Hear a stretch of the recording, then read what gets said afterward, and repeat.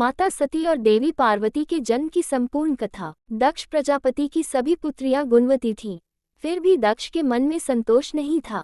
वे चाहते थे उनके घर में एक ऐसी पुत्री का जन्म हो जो सर्वशक्ति संपन्न हो एवं सर्वविजयी हो। अतः दक्ष एक ऐसी ही पुत्री के लिए तप करने लगे। तप करते करते अधिक दिन बीत गए तो भगवती आद्या ने प्रकट होकर कहा, मैं तुम्हारे तप से प्रसन्न हूँ। तुम किस कारण तप कर रहे हो? दक्ष ने तप करने का कारण बताया तो माँ बोली, मैं स्वयं पुत्री रूप में तुम्हारे यहाँ जन्म धारण करूंगी। मेरा नाम होगा सती। मैं सती के रूप में जन्म लेकर अपनी लीलाओं का विस्तार करूंगी। फलत भगवती आद्या ने सती रूप में दक्ष के यहाँ जन्म लिया। सती दक्ष की सभी पुत्रियों में सबसे अलौकिक थीं। सती ने बाल्यावस्था में ही ऐसे अलौकिक आश्चर्यचकित करने वाले कार्य कर दिखाए थे जिन्हें देखकर स्वयं दक्ष को भी आश्चर्य होता था। जब सती विवाह योग्य हो गई तो दक्ष को उनके लिए वर की चिंता होने लगी। उन्होंने ब्रह्मा जी से इस विषय में बात की। ब्रह्मा जी ने कहा, सती आद्या की अवतार हैं। आद्या आदि शक्ति और शिव आदि पुरुष हैं, अतः सती के विवाह के लिए शिव ही योग्य और उचित वर हैं। दक्ष ने ब्रह्मा जी की बात मानकर सती का विवाह भगवान शिव के साथ कर दिया। सती कैलाश में जाकर भगवान शिव के साथ रहने लगी। भगवान शिव के दक्ष के दामाद थे, किंतु किसी वजह से दक्ष के हृदय में भगवान शिव के प्रति विरोध भाव पैदा हो गया। एक बार देवलोक में ब्रह्मा ने धर्म के निरूपण के लिए एक सभा का आयोजन किया था। सभी बड़े बड़े देवता सभा में एकत्र हुए। भगवान शिव भी इस सभा में बैठे थे। सभा मंडल में दक्ष का आगमन हुआ। दक्ष के आगमन पर सभी देवता उठकर खड़े हो गए, पर भगवान शिव खड़े नहीं हुए। उन्होंने दक्ष को प्रणाम भी नहीं किया। दक्ष ने अपमान का अनुभव किया। केवल यही नहीं, उनके हृदय में भगवान शिव के प्रति आग जल उठी। वे उनसे बदला लेने के लिए समय और अवसर की प्रतीक्षा करने लगे।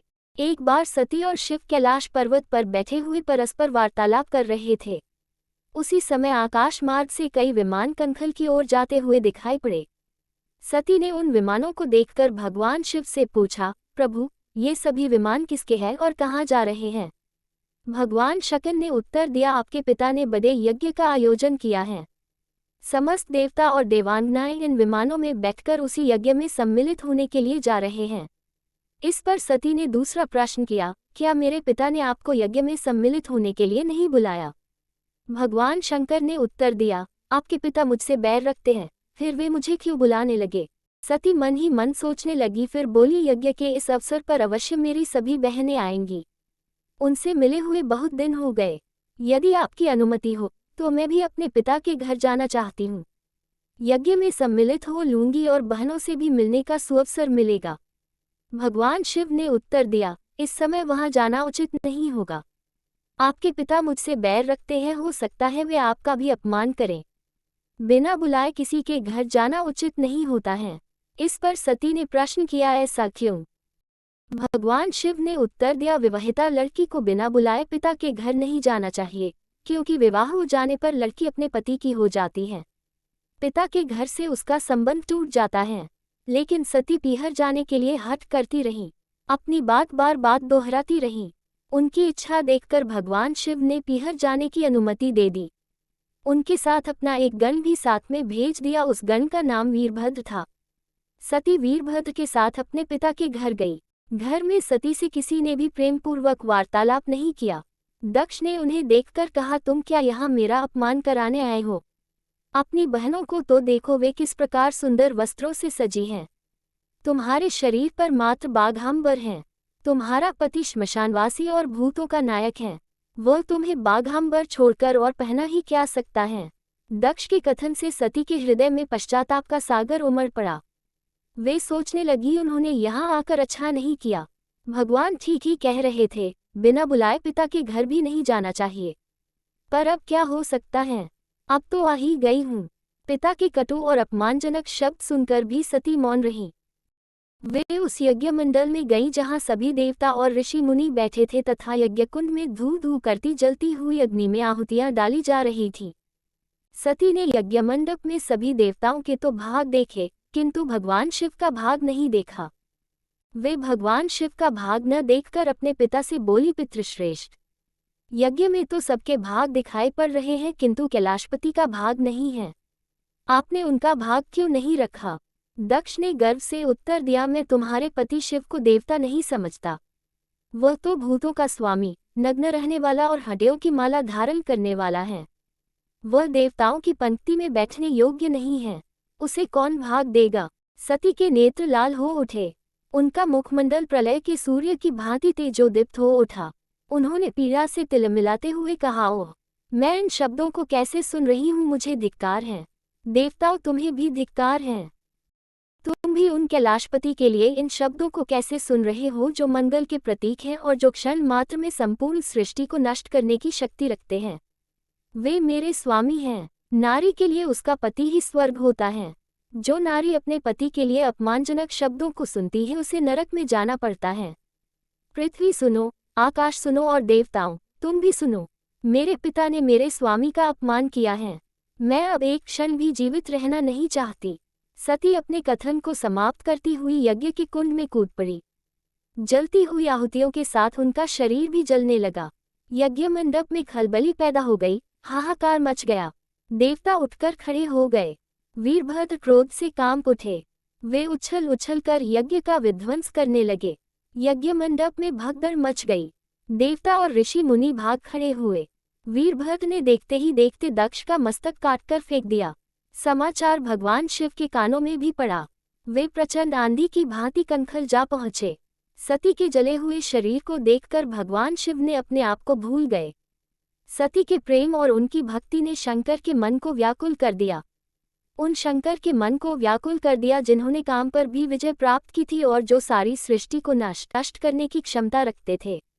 वे सती के प्रेम में खो गए, बेसुध हो गए। भगवान शिव ने उन्मत्त की भांति सती के जले हुए शरीर को कंधे पर रख लिया। वे सभी दिशाओं में भ्रमण करने लगे। शिव और सती के इस अलौकिक प्रेम को देखकर पृथ्वी रुक गई, हवा रुक गई, जल का प्रवाह ठहर गया और रुक गई देवताओं की सांसें। सृष्टि व्याकुल हो उठी। सृष्टि के प्राणी पुकारने लगे, त्राहिमाम, त्राहिमाम। भयानक संकट उपस्थित देखकर सृष्टि के पालक भगवान विष्णु आगे बढ़े। वे भगवान शिव की बेसुधी में अपने चक्र से सती के एक एक अंग को काट काट कर गिराने लगे। धरती पर 51 स्थानों में सती के अंग कट कट कर गिरे। जब सती के सारे अंग कट कर गिर गए तो भगवान शिव पुनः अपने आप में आए। जब वे अपने आप में आए तो पुनः सृष्टि के सारे कार्य चलने लगे।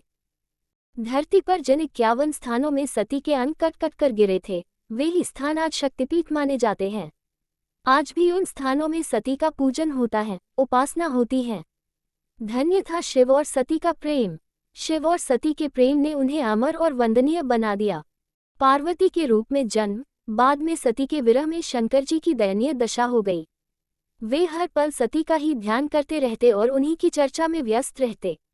उधर सती ने भी शरीर का त्याग करते समय संकल्प किया था कि मैं राजा हिमालय के यहाँ जन्म लेकर शंकर जी की अर्धांगिनी बनूं। अब जगदम्बा का संकल्प व्यर्थ होने से तो रहा। वे उचित समय पर राजा हिमालय की पत्नी मेनका के गर्भ में प्रविष्ट होकर उनकी कोख में से प्रकट हुईं। पर्वतराज, जब पार्वती बड़ी होकर सयानी हुई तो उनके माता पिता को अच्छा वर तलाश करने की चिंता सताने लगी। एक दिन अचानक देवर्षि नारद राजा हिमालय के महल में आ पहुंचे और पार्वती को देख कहने लगे कि इसका विवाह शंकर जी के साथ होना चाहिए और वे ही सभी दृष्टि से इसके योग्य हैं। पार्वती के माता पिता के आनंद का ये जानकर ठिकाना न रहा कि साक्षात जगन्माता सती ही उनके यहाँ प्रकट हुई हैं। वे मन ही मन भाग्य को सराहने लगे। एक दिन अचानक भगवान शंकर सती के विरह में घूमते घूमते उसी प्रदेश में जा पहुंचे और पास ही के स्थान गंगावतरण में तपस्या करने लगे। जब हिमालय को इसकी जानकारी मिली तो वे पार्वती को लेकर शिवजी के पास गए। वहां राजा ने शिवजी से विनम्रतापूर्वक अपनी पुत्री को सेवा में ग्रहण करने की प्रार्थना की। शिवजी ने पहले तो आनाकानी की, किंतु पार्वती की भक्ति देखकर वे उनका आग्रह न टाल न सके। शिवजी से अनुमति मिलने के बाद तो पार्वती प्रतिदिन अपनी सखियों को साथ ले उनकी सेवा करने लगी। पार्वती हमेशा इस बात का सदा ध्यान रखती थी कि शिवजी को किसी भी प्रकार का कष्ट न हो। वे हमेशा उनके चरण धोकर चरणोदक ग्रहण करती और षोडशोपचार से पूजा करती। इसी तरह पार्वती को भगवान शंकर की सेवा करते दीर्घ समय व्यतीत हो गया। किंतु पार्वती जैसी सुंदर बाला से इस प्रकार एकांत में सेवा लेते रहने पर भी शंकर के मन में कभी विकार नहीं हुआ। वे सदा अपनी समाधि में ही निश्चल रहते। उधर देवताओं को तारक नाम का असुर बड़ा त्रास देने लगा। ये जानकर कि शिव के पुत्र से ही तारक की मृत्यु हो सकती है, सभी देवता पार्वती का विवाह कराने की चेष्टा करने लगे। उन्होंने शिव को पार्वती के प्रति अनुरक्त करने के लिए कामदेव को उनके पास भेजा, किंतु पुष्पायुध का पुष्पबाण भी शंकर के मन को विक्षुब्ध कर सका। उल्टा कामदेव उनकी क्रोधाग्नि से भस्म हो गए। इसके बाद शंकर भी वहां अधिक रहना अपनी तपश्चर्या के लिए अंतराय रूप समझ कैलाश की ओर चल दिए। पार्वती को शंकर की सेवा से वंचित होने का बड़ा दुख हुआ, किंतु उन्होंने निराश न होकर अब की बार तप द्वारा शंकर को संतुष्ट करने की मन में ठानी। उनकी माता ने उन्हें सुकुमार एवं तप के अयोग्य समझकर बहुत मना किया, इसीलिए उनका उमा उ जोड़मा तपन करो नाम प्रसिद्ध हुआ। किंतु पार्वती पर इसका असर न हुआ। अपने संकल्प से वे तनिक भी विचलित नहीं हुई। वे भी घर से निकल उसी शिखर पर तपस्या करने लगी जहां शिवजी ने तपस्या की थी। तभी से लोग उस शिखर को गौरी शिखर कहने लगे। वहां उन्होंने पहले वर्ष फलाहार से जीवन व्यतीत किया, दूसरे वर्ष वे पर्ण वृक्षों के पत्ते खाकर रहने लगी और फिर तो उन्होंने पर्ण का भी त्याग कर दिया और इसीलिए वे अपर्णा कहलाईं। इस प्रकार पार्वती ने 3000 वर्ष तक तपस्या की। उनकी कठोर तपस्या को देख ऋषि मुनि भी दंग रह गए। अंत में भगवान आशुतोष का आसन हिला। उन्होंने पार्वती की परीक्षा के लिए पहले सप्तर्षियों को भेजा और पीछे स्वयं वटुवेश धारण कर पार्वती की परीक्षा के निमित्त प्रस्थान किया।